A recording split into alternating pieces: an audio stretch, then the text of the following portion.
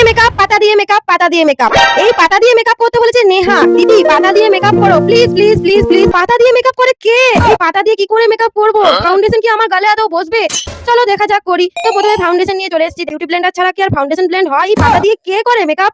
দেখো পুরো 5 ঘন্টা ধরে এই ফাউন্ডেশনটা আমি ব্লেন্ড করেছি। বিশ্বাস না হলে আমার কিচ্ছু করার নাই, কিন্তু এটাই সত্যি কথা। পাতাটার অবস্থা দেখো কি হয়ে গেল। বাবা লিপস্টিকটা দিয়ে পাতার মধ্যে কি বিচ্ছিরি লাগছে। ছি ছি ছি ছি ছি ছি। চ্যালেঞ্জ কমপ্লিট করতেই হবে।